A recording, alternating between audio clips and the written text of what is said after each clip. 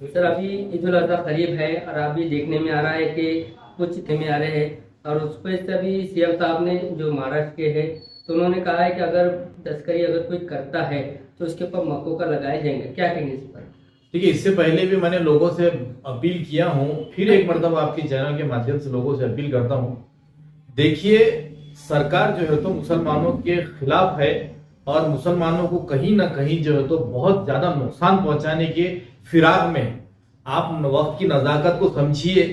और मैंने कहा इससे पहले भी कि जो बैलों की खरीदी है बिल्कुल मत कीजिए। आप गौ वंश जो है वो मत खरीदिए आप, क्योंकि सरकार जानबूझकर और पुलिस प्रशासन ये शेतकरियों को या जो जानवरों के मालक है उनको बाजार तक जरूर लाने दे रही, वहां तक उनको खुली छूट दे रहे, उनका सौदा होने दे रहे। लेकिन जैसे ही किसी मुसलमान ने वो जानवर को खरीदा तो उसके पीछे लग जाते हैं। उसके बाद में उसका जो आज हम देख रहे हैं, इससे पहले तो भी कहीं ना कहीं कानून जो नरम था, ये नपुंसक सरकार, जो नपुंसक मैं नहीं कह रहा हूं, ये नपुंसक सरकार जिसको कोर्ट ने कहा है, ये नपुंसक सरकार जो है तो सिर्फ निहत्थे मुसलमानों के ऊपर जो है तो जुल्म करने के लिए बैठी है आज के डेट में। देखिए, वो चावड़ा मिनिस्टर जो है तो राणे जो है वो किस तरह हर जगह जाके कहता है कि ये मछली मारों को जो है तो खाली हिंदू रहेंगे तो यहाँ कारोबार करना, मुसलमानों ने कारोबार नहीं करना। वैसे ही हमारा जो मुख्यमंत्री है, ये भी मैं समझता हूं कि एक नपुंसक सरकार का मुख्यमंत्री है, जिसने जो है तो मकोका का कानून लाकर जो है तो गौवंश के ऊपर, हत्या के ऊपर पाबंदी लगाई। और अगर किसी ने ऐसी हरकत की तो उसके ऊपर जो है तो ये मकोका का कानून लगाने वाला है। उस मुख्यमंत्री से पूछता हूं मैं कि तुम्हारे जो है तो मध्य प्रदेश का एक मंत्री जो है तो सरेआम जो है तो एक औरत की इज्जत को नीलाम कर रहा है, तो जब कहां तुम्हारा कानून जाता है, उसके साथ में तुम्हारा जो है तो महाराष्ट्र का एक तोतला जो है तो पहले सेंट्रल में भी रहा, स्टेट में भी रहा, और अभी आके हर कलेक्टर को दादागिरी करके जो तो ये बांग्लादेशी है, ये पाकिस्तानी है करते रहता है, किसी भी मुसलमान के ऊपर उंगली उठाते रहता है। वो तोतला जो है तो ऑनलाइन जो है तो औरतों के साथ में जो है तो फहाशी कर रहा था। जब तुम्हारा कानून कहाँ जाता है, आज एक जो है तो नपुंसक सरकार के मंत्री का बेटा जो है तो एक औरत की इज्जत को इज्जत नहीं समझ रहा, 3-3 औरतों से शादी कर रहा है, सब कुछ छोड़ दे रहा है, पॉलिटिकल प्रेशर में जो है तो उनके ऊपर दबाव लाकर केसेस नहीं करवा रहे हैं। आज वो मुख्यमंत्री को मैं सवाल करता हूं कि तुम्हारी नपुंसक सरकार का वो मंत्री, यहाँ का औरंगाबाद का जो है पालक मंत्री है, उसके बेटे के बारे में तुम क्या कानून बनाएंगे? वो पालक मंत्री जो कुछ साल पहले जो है ऑटो रिक्शा चलाता था, आज 70-70 करोड़ रुपए की जो है तो होटलें खरीद रहा है। आज उसका बंगला 2 एकड़ के ऊपर है, अगर ढूंढने जाएंगे तो 5-7 हजार करोड़ के ऊपर जो है तो उसकी प्रॉपर्टी मिलेगी। तो अरे मुख्यमंत्री, अगर काम ही करना है तो ऐसे काम करो, क्या निहत्थे मुसलमानों के ऊपर मक्कों का लगा के डरा रहे हो? इसीलिए मैं मुसलमानों से ये अपील कर रहा हूं, देखो डरने और घबराने वाली जो है तो जात हम लोग नहीं है। अल्हम्दुलिल्लाह हम अल्लाह को मानने वाले हैं और हम डरते हैं तो सिर्फ अल्लाह से डरते हैं। लेकिन मैं ये चाहता हूं कि जो लोग कारोबार हमसे करते हैं, आज वो लाखों करोड़ों अरबों रुपया जो है तो जानवरों के एवज में हमसे लेते हैं और आज वो जाके सेफ रहते हैं और हम जो है तो खतरे में आ रहे हैं। आज आप देखिए गली गली पूछे पूछे जो है तो कई मुखबिर जो है तो फिर रहे हैं कि जानवर कहां पर आए, किसके बारे में कंप्लेन करना, किस तरीके से लोगों को दबाव में लाना, उनके ऊपर गुने दाखिल करना, गुने दाखिल नहीं करे, कोई प्रेशर आया तो उनसे लाखों रुपए ऐंठना। मत कीजिए, बराए मेहरबानी। आप सिर्फ कुछ दिनों के लिए इनको सबक सिखाओ, इंशाअल्लाह ताला यही शेतकरी जिनका जानवर आप नहीं खरीदेंगे ना, यही शेतकरी ये नपुंसक सरकार को जो है तो मट्टी में मिला देगी। क्यों कि ये शेतकरी, आज हम उनके बारे में बात करते हैं कि शेतकरी आए दिन जो है तो सुसाइड कर रहे हैं, खुदकशियां कर रहे हैं, इनकी माली हालत बहुत खराब है। आज कुछ ना कुछ वो जानवर बेच के जो है तो उनको घर पालने का काम करते हैं। और ये शेतकरियों से भी मेरा निवेदन है कि जब इलेक्शन आते हैं तो आप झोली भर भर के ये सरकार को वोट देते हैं, तो आप क्यों नहीं सवाल कर रहे हैं कि भाई गाय की हद तक सही है कि गाय को अगर आप लोग पूछते हैं तो उसकी हत्या नहीं होना चाहिए, ऐसा हमारा भी मानना है। लेकिन वंश, उनका बेटा, उनके गाय के भाई साहब, गाय के बहन, गाय के अब्बा, बैल, क्या लगाइए? अरे कौन सी दुनिया में जी रहे हैं आप लोग? तो मैं मुसलमानों से खासतौर पर अपील करता हूं कि एक भी बड़ा जानवर मत खरीदे। और वहीं कुरैश बरादरी से ये अपील करता हूं, आप लोग भी आप ये ऐलान कीजिए ओपनली आकर कि अगर किसी ने बड़े जानवर की कुर्बानी के लिए हमको बुलाया तो हम लोग बड़े की जानवर की कुर्बानी नहीं करेंगे। बकरे काटिए, अल्लाह नियतों को देखता है, अगर इस्तेताअत नहीं है तो बिल्कुल मत कीजिए, लेकिन बड़े के जानवर खरीद कर अपने आप को, अपनी फैमिली को बिलावजे खतरे में मत डालिए। और उन लोगों से ये बात खास तौर पे कहूंगा कि बहुत कहते हैं कुछ लोग, कह रहे देखते हैं ना हम लोग क्या होता है। भाई साहब, आपको कुछ नहीं होगा, हो सकता है, लेकिन अगर 100 लोग अगर इसमें काटने में कामयाब हुए गौवंश, और अगर 2 ही लोगों के ऊपर अगर मुकदमे दर्ज हो गए तो उनकी फैमिली के बारे में सोचिए। तो ये एक मुहिम चलाइए। मेरी आपसे अदबन गुजारिश है कि देखिए, आप ये गौवंश हत्या को अगर बंद करेंगे तो इंशाअल्लाह ताला कुछ ही रोज में आपको यही सरकार के लोग खाली गाय को हटाकर जो वंश है उसको कत्ल करो बोल के आपके सामने लाके जानवर खड़े करेंगे, क्योंकि जानवर अगर खेती के काम का नहीं रहा तो वो बोझ बन जाता है, और अगर वो शेतकरी को दिन और रात जो है तो उसको खिलाना और पिलाना पड़ता है। यही सरकार जो इतने करोड़ों अरबों रुपए के अंदर खेलती है, जाकर देखिए जो गौवंश के नाम पर इन्होंने जो धंधे खोले हैं वहां पर जानवर भूखे मरते हैं, जानवर पकड़ के लाते हैं एक जगह से, पीछे के दरवाजे से जो है तो काटने के लिए बेचते हैं। तो इनके ये धंधे और इनके नाटक बंद करने के लिए हम लोगों ने बिल्कुल खरीदी बिक्री इसके ऊपर बंद कर देना चाहिए। सर, अभी देखने में ये भी आया है कि उत्तर प्रदेश में जो है तो गौ आरएसएस, बजरंग दल और विश्व हिंदू परिषद के कुछ गौ रक्षक के नाम पे जो है तो कोई गाड़ी अगर ट्रांसपोर्टेशन से ले जा रहा है तो उसको पकड़ के जो है तो मार रहे हैं, इतना मार रहे अधमरा कर दे रहे। अब पुलिस प्रशासन पे इन लोगों को भरोसा नहीं है कि लेके उनके हवाले करे। वो देखिए, ये सरकारी तरीके से जो है तो ये गौरक्षक बोल रहे हैं आप, मैं उनको गुंडे बोलता हूँ, मवाली बोलता हूँ, दहशतगर्द बोलता हूँ। ये दहशतगर्द जो है तो मवाली और गुंडे जो है ये सरकार की निगरानी में और उनकी छत्र छाया के अंदर जो है तो मुसलमानों को टारगेट बनाकर काम कर रहे हैं। आज जो है तो मुसलमानों को खाली ट्रांसपोर्टेशन इनके बाप ने बैन किया है क्या? कोई सरकार ने बैन किया है क्या ट्रांसपोर्टेशन के लिए? ट्रांसपोर्टेशन करते वक्त ये लोग उनको पकड़ते हैं, मारते हैं, पीटते हैं। तो ये सरकार के बाप की जागीर है क्या कि ट्रांसपोर्टेशन जो तो करते वक्त आप लोग अगर किसी ने किसी को मारा तो आपने उनके ऊपर मुकदमे दर्ज नहीं करना चाहिए? लेकिन मुसलमानों से दुश्मनी है इनको, ये कानून के हिसाब से काम ही नहीं कर रहे। मेरा खुला ये मानना है कि ये कानून की आड़ में गैर कानूनी दहशतगर्दी कर रहे हैं। उसके अंदर सरकार के लोग भी मुलविस है, पुलिस के अधिकारी भी उसके अंदर मुलविस है। 3 लोगों को बेदर्दी से पीटा जा रहा है, मारा जा रहा है। मैं तो 3 लोगों से कहता हूं कि आप मार क्यों खा रहे हो भाई साहब? आप मार मत खाओ। अगर आपको ये दहशतगर्द, ये गुंडे, ये मवाली अगर आपको मार रहे हैं तो आप पलट के उनको मारो, चाहे आपकी जान जाओ। आप जो है तो आप ऐसे, मैं समझता हूं कि इतने भी जो है तो बदनसीब नको हो जाओ आप, और ऐसे हाथ पैर मत जोड़ो ऐसे गुंडे और मवालियों के कि आप उनके रहमो करम पर जिंदा नहीं है। हम जिंदा है तो अल्लाह ताला की वजह से जिंदा है। तो आप जो है तो ऐसी जुल्म सहना भी बहुत बड़ा जुल्म है।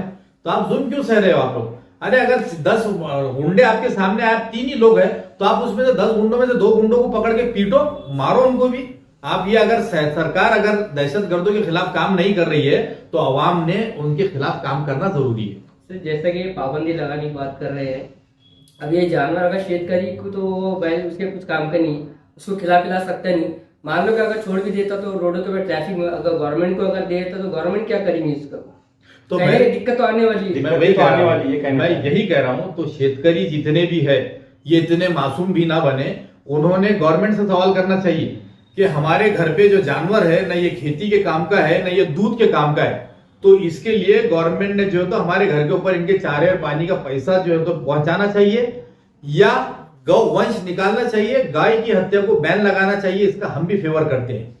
सर, जैसा कि अभी आप कह रहे हैं चारे के तलु से, जैसा कि अभी एक स्कीम आई है लाडली बहन, तो आपको लगता नहीं कि एक स्कीम ऐसी भी लाया जाए जो गाय माता मानते कि लाडली गाय माता, उनके एक स्कीम के तौर पे उनके शेतकरी उनके अकाउंट में पैसा डाला जाए, कितना चारा लगता है, कितना खाने पीने को लगता है, एक मान लो कि 1000-2000 रुपए। मतलब आपका बोलना यही है, जिस तरह लाडली बहन के वक्त इन्होंने जो है तो लोगों को धोखा दिया था, उस वक्त कितने लोगों को पैसा दिया था और उसके बाद में आज क्या हालत है लोगों की वो देख लीजिए।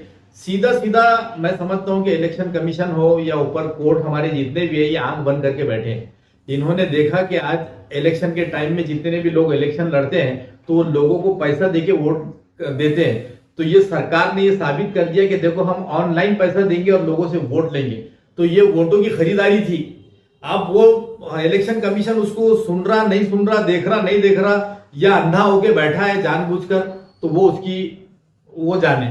कोर्ट जो है तो ये देख रही है कि इलेक्शन के पहले आपने इतने हजारों लाखों लोगों को पैसा दिया और उसके बाद में आपको नजर आ रहा है कि ये इनकम टैक्स भरता है, इसके पास में ये है, तो आपने उसमें से कई लोगों के नाम उड़ा दिया, कुछ चुनिंदा लोगों को रखे हैं, उनके भी किसी के पैसे आ रहे किसी के नहीं आ रहे। तो ये रिश्वतखोरी का मामला था, ये लाडली बहनों को कुछ पैसा नहीं दिया गया, ये वोट डालने के पैसे दिए गए थे। इसके ऊपर अगर इंक्वायरी होगी तो यही बात सामने आने वाली है। जैसा कि आप बहुत अच्छी बात कही, जैसे कि इलेक्शन कमीशन खुद कहता, पब्लिक भी कह रही है कि एंड इलेक्शन के टाइम पे ये स्कीम लॉन्च करना मतलब इलेक्शन टाइम पे जो पैसा बांटा है तो उसके बराबर ही है, एक लालच देना वोट बैंक के वास्ते।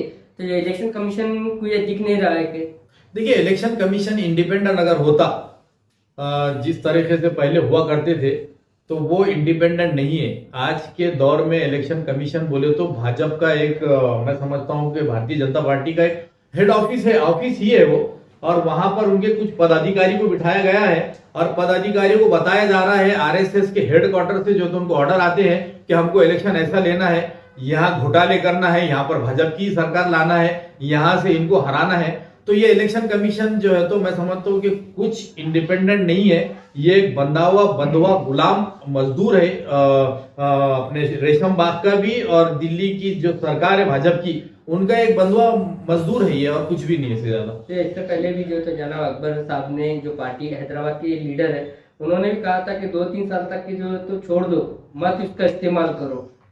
2-3 साल कुछ जो है तो हमारे सामने जो है तो पेश करेंगे। 2-3 साल तो बहुत हो जाएंगे। मैं समझता हूँ कि 6 महीने भी अगर मुसलमानों ने जानवरों को हाथ नहीं लगाए ना, तो यही नपुंसक गवर्नमेंट मैं नहीं कह रहा हूँ, कोर्ट ने कहा, इसलिए मैं भी उनको नपुंसक ही कह रहा हूँ, यही नपुंसक गवर्नमेंट जो है बैठेगी और आपको जानवर लाके देगी कि आप लोग इसको काटिए, इसको खाइए बोलकर। क्योंकि जानवर जो है तो एक ग़िज़ा है। आप पूरी दुनिया के अंदर जाते, पूरी दुनिया में घूमते, अच्छा आपको खाली महाराष्ट्र के अंदर कहां से नजर आ रहा कि ये बैन होना चाहिए? गोवा में आपके बाजू में भाजपा की सरकार है, वहां पर जाकर देखिए आप क्या चल रहा है। केरला में जाइए, हिंदुस्तान की कई स्टेट में जाओ, क्यों वहां पर धर्म नहीं है क्या? वो धर्म के अंदर ये चीजों को उतनी मान्यता नहीं है क्या? एक कंट्री के अंदर एक धर्म के 10-10 रूप कैसे हो सकते हैं? एक ही रूप होना चाहिए हर जगह, पूरे हिंदुस्तान में होना चाहिए। तो ये जो है तो ये सिर्फ और सिर्फ मुसलमानों के खिलाफ जो भी कानून बन रहे हैं, ये जानबूझ के बनाए जा रहे हैं। मुसलमानों को सताना ये लोगों का मकसद है, इनको कानून पे चलना ही नहीं है। सर दूसरी बात ये भी देखने में आता है कि अल-नूर मुस्लिम नाम है, अल-नूर, और बड़े बड़े जो मारवाड़ी है जो, और एक बीजेपी के एमएलए मैं सुना हूँ, और डिबेट में आपने देखे भी होंगे, संगीत सोम, उनके वो भी बहुत बड़े एक्सपोर्टर है उसके।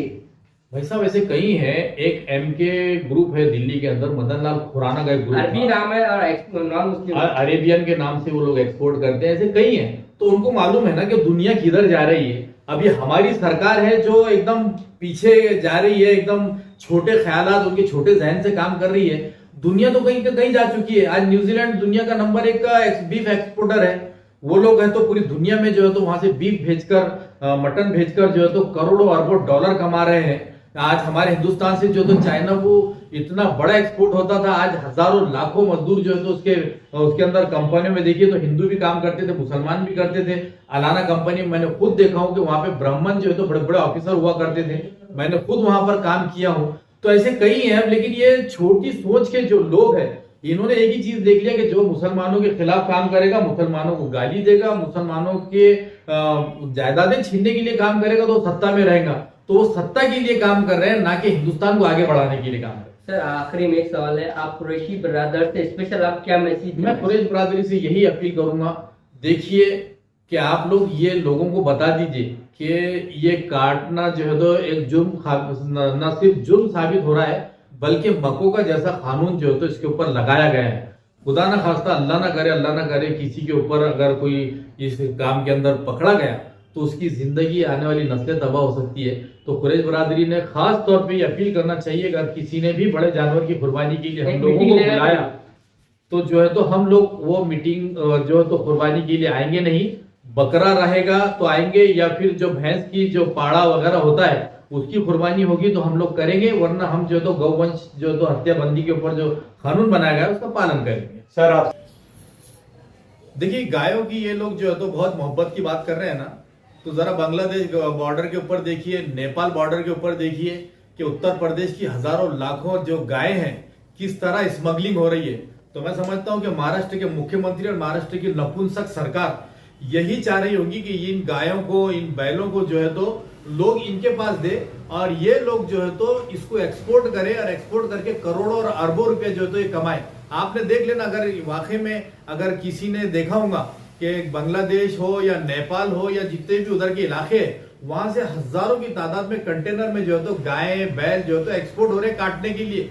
वहां पे उनको कोई उसका लिहाज नहीं आ रहा। लिहाज यहाँ पे महाराष्ट्र की हुकूमत को बड़ा आगे का उन्होंने मकोका का जैसा कानून लगा दिए। खैर, आप जितना जुल्म करते करिए इंशाअल्लाह ताला, लेकिन आखिरी फैसला तो मेरे अल्लाह का रहेगा इंशाअल्लाह। आखिरी सवाल, जैसा कि अभी कुर्बानी को देखते आप ये सब बातें बतलाएं, आप क्या आपके पार्टी के माध्यम से कोई कुरैशी बरादर से मीटिंग लेंगे सफाई को लेके और अपने कुर्बानी को लेके, या कोई हिदायत करेंगे आपकी पार्टी? हर साल हम लोग तो पार्टी लेवल के ऊपर ऑफिसर से जो साफ सफाई के उसके बारे में अपील करते हैं, जाके इंतजाम करवाते हैं। जहां जहां अगर कुछ कचरा पड़ा हुआ है तो उसके लिए उठाने के लिए तो वैसी नुमाइंदगी हम हमारे पार्टी के तमाम कारपोरेटर्स, हमारे जिम्मेदारान जो है तो यकीनन करेंगे कि शहर में माहौल साफ सुथरा रहे। और कुर्बानी के टाइम पर जो है तो पानी ज्यादा सप्लाई किया जाए ताकि लोग जो है तो साफ सफाई का उसके अंदर ख्याल रख सके। पानी आप कम देंगे, अगर साफ सफाई ज्यादा नहीं हुई तो फिर आप लोग मुसलमानों के नाम रखने बैठते हैं। तो उससे अच्छा है कि आप लोग भी जो अपनी जिम्मेदारी निभाएं, मुस्लिम इलाकों में खासतौर पे ज्यादा पानी छोड़े ताकि लोग साफ सफाई के अंदर जो है तो बढ़ चढ़ कर हिस्सा ले सकें। चलिए, बहुत बहुत शुक्रिया। Thank you sir. Thank you.